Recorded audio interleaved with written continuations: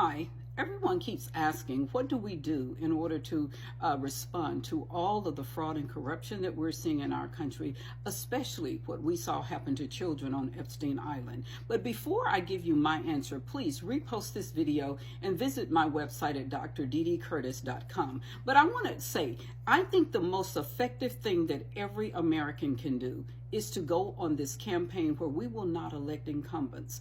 I am not voting for any incumbent because I see what has happened on our federal level, that they said what over $40 trillion was lost and unaccounted for. That's what the DOJ audits have shown, and they didn't even finish auditing. And then you see what happened in Minnesota, and what are they saying now? We don't even know now because, that was overshadowed by Epstein. And so we know probably over $100 billion in fraud just in Minnesota.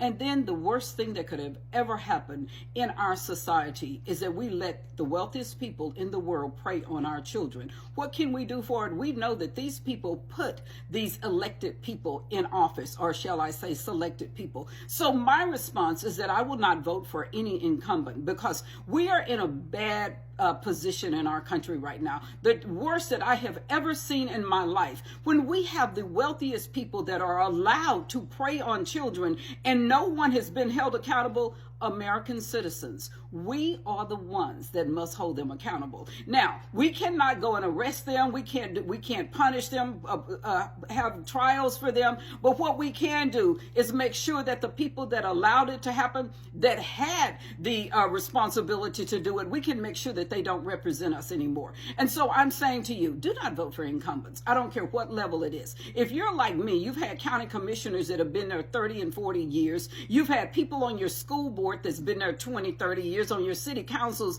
and you're not seeing any improvement. So the best thing that you can do is to replace the people in these positions with regular Americans just like you.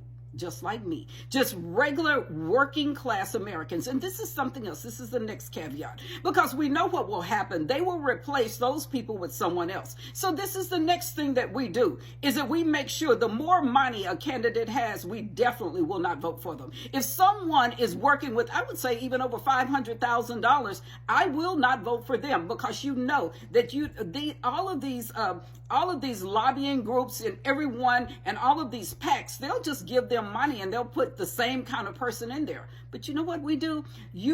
I'm giving someone an X. The more money they have, the more they go down in my list of candidates. So anyway, we can do some things. Now, it will not change everything in one election. It might take 3 general election cycles for it to make a change, or midterm election cycles of 4 or 5.